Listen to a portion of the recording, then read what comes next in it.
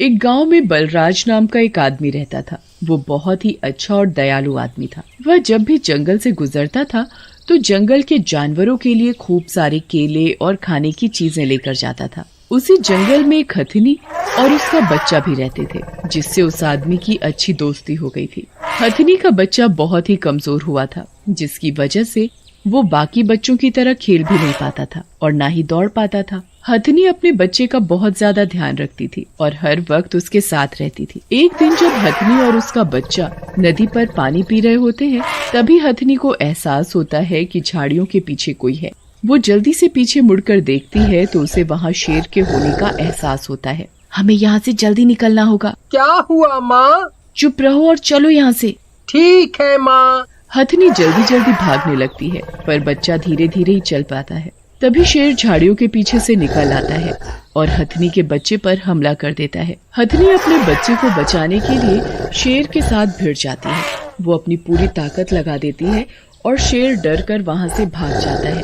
अरे वाह माँ, आपने तो उस शेर को पीट पीट कर भगा दिया। हाँ, पर आज तो मैंने उसे भगा दिया, पर ऐसा हमेशा नहीं हो सकता। जब तक तू बड़ा ना हो जाए तब तक मुझे तेरा बहुत ध्यान रखना पड़ेगा और मुझे ऐसा लगता है कि हमें यहाँ से दूर ऐसी जगह जाकर रहना चाहिए जहाँ तुम महफूज रहो। पर यही तो हमारा घर है, हम इसे छोड़कर और कहाँ जाएंगे? मुझे एक जगह पता है। यहाँ से कुछ दूर जंगल के बीच से एक रेलगाड़ी गुजरती है। बस उस रेल पटरी के दूसरी तरफ एक बहुत अच्छी जगह है। मैंने सुना है वहाँ कोई खतरनाक जानवर भी नहीं है, क्योंकि वहीं पास ही में एक गांव है। लोगों के डर से वहाँ कोई शेर या खतरनाक जानवर जाता ही नहीं है, क्योंकि अगर कोई जानवर गांव वालों को कुछ भी नुकसान पहुँचाता है तो वो उस जानवर को मार देते हैं। तो चलो ना माँ, हम वहीं चलकर रहते हैं। हाँ बेटा। हथिनी और उसका बच्चा दूसरे जंगल जाने के लिए निकल पड़ते हैं। घंटों तक वो धीरे धीरे चलते रहते हैं। माँ, मैं बहुत थक गया हूँ। बस बेटा, थोड़ा सा और चल लो, हम बस पहुँचने वाले हैं। हथिनी और उसका बच्चा चलते रहते हैं और आखिरकार वो रेल की पटरी तक पहुँच जाते हैं। देखो माँ, रेल की पटरी आ गई।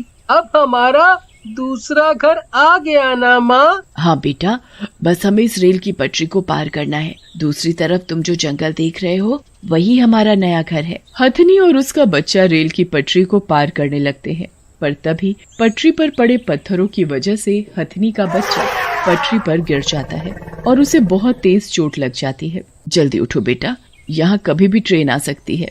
मैं उठ नहीं पा रहा हूँ माँ, मुझे प्लीज उठाओ। हथिनी बहुत घबरा जाती है। वो बार बार इधर उधर देखती रहती है कि कहीं कोई ट्रेन ना जाए। वो अपने बच्चे को उठाने की बहुत कोशिश करती है। वो कभी अपनी सूंड से उसे उठाती है तो कभी अपने पैरों का सहारा देकर, पर उसका बच्चा खड़ा ही नहीं हो पाता। एक बार वो जैसे तैसे बड़ी मुश्किल से थोड़ा सा उठता भी है तो वापस वहीं गिर जाता है। हे भगवान, मैं क्या करूं? मैं कैसे अपने बच्चे को यहाँ से हटाऊं? कभी भी यहाँ ट्रेन आ सकती है। भगवान मेरी मदद करो। हथिनी बार बार अपने बच्चे को उठाती है और समझ आ जाता है कि ये उसके बस की बात नहीं है।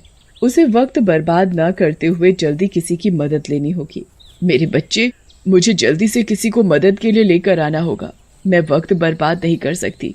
मैं जल्दी ही वापस आऊंगी। तुम मेरे बहादुर बच्चे हो ना? हाँ माँ। शाबाश, मैं बस जल्दी ही वापस आऊंगी। तुम डरना मत, मैं जल्दी ही तुम्हें यहाँ से निकाल लूंगी। हथिनी भागती हुई फिर यहाँ वहाँ मदद के लिए किसी को ढूंढने लगती है। उसे नए जंगल में एक हाथी दिखता है। हाथी भाई साहब, मेरा बच्चा रेल की पटरी पर गिर गया है, प्लीज मेरी मदद करो। मैं तुम्हारी मदद जरूर करता, पर मैं बहुत बूढ़ा हो चुका हूँ। मैं तो ठीक से खड़ा भी नहीं हो पाता, तो तुम्हारी क्या ही मदद कर पाऊंगा। हथिनी फिर और आगे जाती है और उसे कुछ हिरण मिलते हैं। मेरा बच्चा रेल की पटरी पर फंस गया है, प्लीज उसे वहाँ से निकालने में मेरी मदद करो। आप मुझसे इतनी ज्यादा ताकतवर हो, अगर आप ही उसकी मदद नहीं कर पा रहे तो सोचो हम कैसे कर पाएंगे। हथिनी फिर और आगे जाती है। वो हर किसी जानवर से मदद मांगती है। फिर जैसे तैसे कुछ जानवर, बंदर, हिरण, खरगोश और बाकी जानवर उस बच्चे की मदद करने के लिए इकट्ठा हो जाते हैं। वो सब इकट्ठा होकर हाथी के बच्चे को बचाने चल पड़ते हैं।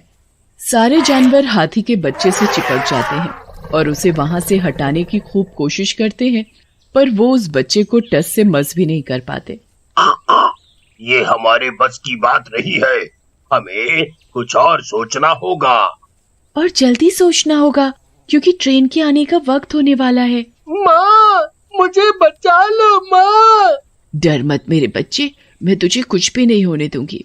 हथिनी को फिर उस आदमी का ख्याल आता है जो अक्सर जंगल में जानवरों के लिए खाने का सामान लाया करता था। अब वो आदमी शायद मेरे बच्चे को बचा सकता है। मुझे जल्दी गांव में जाना होगा। तुम सब मेरे बच्चे का ध्यान रखना, मैं जल्दी ही वापस लौटूंगी। पर गांव में जाना खतरे से खाली नहीं, कहीं वो तुम्हें मार न दे। मेरे पास अब कोई और रास्ता नहीं बचा, मुझे अपने बच्चे को बचाना है, बस मैं जा रही हूँ। आप मेरे बच्चे का ध्यान रखना। हथिनी जल्दी से दौड़ती हुई गांव की तरफ भागती है। भागते भागते वो आखिरकार गांव पहुंच ही जाती है, जहां कुछ बच्चे उसे देखकर डर जाते हैं। भागो भागो, ये हाथी हमें मार डालेगा। जल्दी घर चलकर अपने घर वालों को बताते हैं कि गांव में एक हाथी घुस आया है। हथिनी अपनी सूंड हिलाकर उन बच्चों को समझाने की खूब कोशिश करती है कि वो किसी को नुकसान पहुंचाने नहीं आई, पर कोई समझ ही नहीं पाता। सब बच्चे डर कर अपने घर भाग जाते हैं और घर जाकर उस हथिनी के बारे में बताते हैं। जल्दी ही पूरे गांव में हल्ला मच जाता है। अरे भाई, ये तो एक हथिनी है, ये यहाँ कैसे घुस आई? अरे ये तो हमारे बच्चों को मार भी सकती है, इसका जल्दी कुछ करो। करना क्या है, इसे जल्दी से मार डालो, वरना ये हम सबको कुचल देगी। मैं जल्दी से बंदूक लेकर आता हूँ। वो आदमी जल्दी से बंदूक लेकर आता है और हथिनी पर गोली चलाने ही वाला होता है, तभी एक बूढ़ा आदमी वहां आ जाता है। अरे भाई, इसे क्यों मार रहे हो? क्या पता ये रास्ता भटक गई हो। बिना वजह ऐसे जानवर मारना गलत है।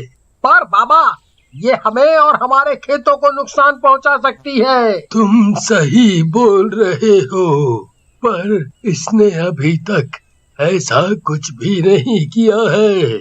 अगर इसे किसी को नुकसान पहुंचाना होता तो अब तक पहुंचा देती। आप बोल तो सही रहे हो बाबा। तभी हथिनी अपने दोनों आगे के पैर के बल नीचे बैठ जाती है और सूंड ऊपर करके सबको समझाने की कोशिश करती है कि वो किसी को नुकसान पहुंचाने नहीं आई है। सब लोग समझ भी जाते हैं कि हथिनी का इरादा किसी को नुकसान पहुंचाने का नहीं है, पर वो ये नहीं समझ पा रहे होते कि हथिनी वहां आई तो आई क्यों और वो वापस क्यों नहीं जा रही। कुछ ही देर में चारों तरफ गांव वालों की भीड़ लग जाती है। तभी भीड़ से निकलकर बलराज उस हथिनी के सामने आकर खड़ा हो जाता है। बलराज और हथिनी एक दूसरे को देखते ही पहचान जाते हैं। हथिनी उसे देखते ही खड़ी हो जाती है। अरे तुम यहाँ कैसे? तुम्हें तो जंगल में होना चाहिए। हथिनी अपनी सूंड से बलराज का हाथ पकड़ लेती है और उसे खींचने लगती है। अरे तुम मुझे ऐसे क्यों खींच रही हो? हथिनी बहुत कोशिश करती है, पर बलराज को समझा नहीं पा रही होती कि उसका बच्चा मुसीबत में है। हथिनी की आंखों में आंसू आ जाते हैं। तुम तो रो रही हो, आखिर क्या हुआ है तुम्हें? और तुम्हारा बच्चा कहाँ है? हथिनी तभी और जोर से बलराज का हाथ खींचने लगती है और बलराज समझ जाता है कि उसका बच्चा किसी मुसीबत में है, इसलिए वो मदद के लिए कहीं ले जाना चाहती है। इस हथिनी का एक बच्चा है जो शायद मुसीबत में है, इसलिए हमें इस हथिनी के साथ जाना होगा। ऐसी बात है तो जल्दी चलो भाई, चलो चलो। बलराज और बाकी लोग हथिनी के पीछे पीछे चलते हैं और रेल की पटरी तक पहुंच जाते हैं। वहां जाकर वो देखते हैं कि उस हथिनी का बच्चा उस रेल पटरी पर पड़ा हुआ है और उसके आसपास कुछ जानवर भी खड़े हैं। गांव वाले जल्दी से उस बच्चे को पटरी से हटाने लगते हैं और तभी ट्रेन के आने की आवाज आने लगती है। सब लोग डर जाते हैं, पर वो हिम्मत नहीं हारते। सब लोग, हथिनी और बाकी जानवर, उस बच्चे को पटरी से उतार ही देते हैं और बच्चे को आखिरकार बचा ही लेते हैं। हथिनी और उसका बच्चा एक दूसरे को खूब प्यार करते हैं। गांव वाले ये देखकर बहुत खुश होते हैं। हथिनी और उसका बच्चा सूंड ऊपर करके बलराज को धन्यवाद करते हैं। उसके बाद वो हथिनी और उसका बच्चा उस जंगल में बाकी के जानवरों के साथ हंसी खुशी रहने लगते हैं।